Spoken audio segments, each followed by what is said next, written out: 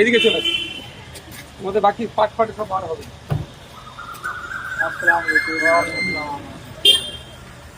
পাট ফাটে সব বার হবে।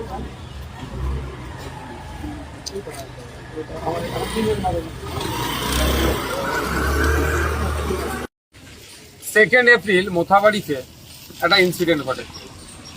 তাকে কেন্দ্র করে তৎকালীন যে রাজ্য সরকার ছিল, মমতা ব্যানার্জির সরকার, অন্যায় অহেতুকভাবে আমাদের মোথাবাড়ির প্রার্থী মনোজ সাহেব সহ তার পরিবারের দুজন এবং এলাকার অনেক মানুষকে, যারা বিরোধী কণ্ঠ, বিশেষ করে তৃণমূলের থেকেও বলেছিল এবারে তৃণমূলকে ভোট দেবো না, এমন লোককেও ধরে এবারে অ্যারেস্ট করিয়ে দিয়েছিল।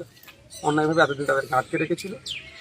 গত দুদিন আগে কোর্টে জামিন হয়েছিল, কিছু কাজের প্রসিডিওরের ল্যাক থাকার কারণে গতকালকে জামিন হতে পারেনি, আজকে জামিন করিয়েছি। আসছে প্রায় আজকে 31 জন মোথাবাড়ি কাণ্ডে যারা অন্যায়ভাবে যাদেরকে যুক্ত করা হয়েছে তারা প্রত্যেকেই জামিন পাচ্ছে। প্রশ্ন এখানেই থেকে যাচ্ছে যে মানুষকে নামে কিভাবে মিথ্যা মামলা দিয়ে হয়রানি করেছিল। আমরা বলে যাচ্ছি না মমতা সাহেব, মানে মেন টার্গেট ছিল নমিনেশন করতে দেবো না, কিন্তু আমরা আইনি লড়াই করে নমিনেশন করেছিলাম। লড়াই ছিলাম, লড়াই আছি, আগামীতে লড়াই থাকবো। তো জেল খাটিয়ে আমাদের কোনোদিন আটকাতে পারবে না, আমাদেরকে দমাতে পারবে না। অন্যায়ের বিরুদ্ধে আমরা লড়াই সংগ্রাম করে যাবো। আর আজকেও বলবো, মোথাবাড়ি ঘটনার পুঙ্খানুপুঙ্খ তদন্ত হোক, যারা অন্যায় দোষ করেছে তারা শাস্তি পাক, বিনা অন্যায় যাদেরকে রাখা হয়েছে তাদের, যাদের অভিযোগের ভিত্তিতে হয়েছে তাদের বিরুদ্ধে ব্যবস্থা গ্রহণের দাবি জানাবো।